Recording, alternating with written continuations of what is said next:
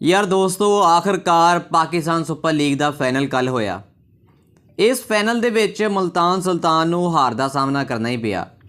ਦੂਜੀ ਤਰਫ ਇਸਲਾਮਾਬਾਦ ਯੂਨਾਈਟਿਡ ਦੀ ਟੀਮ ਜਿਹੜੀ ਆ ਉਹਨੇ ਕਮਾਲ ਦੀ ਯਾਰ ਪਰਫਾਰਮੈਂਸ ਦਿੱਤੀ ਆ ਇਸ ਫਾਈਨਲ ਦੇ ਵਿੱਚ।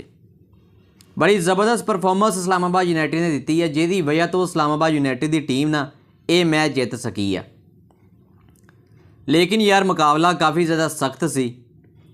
लेकिन मुल्तान सुल्तान यार एक बदकिस्मत टीम ही आ जिहड़ी कि लगातार 3 वारी फाइनल दे विच पहुंची आ लेकिन फाइनल नहीं जित पाई। 2022 दे पाकिस्तान सुपर लीग दे विच भी यह टीम फाइनल दे विच पहुंची सी। उदों इस टीम का कप्तान सी मुहम्मद रिजवान ते उदों भी मुल्तान सुल्तान की टीम हारी सी। तो 2023 ਦੇ ਵਿੱਚ ਜਿਹੜਾ ਪਾਕਿਸਤਾਨ ਸੁਪਰ ਲੀਗ ਹੋਇਆ ਉਹਦੇ ਵਿੱਚ ਵੀ ਮੁਲਤਾਨ ਸੁਲਤਾਨ ਫਾਈਨਲ ਦੇ ਵਿੱਚ ਗਈ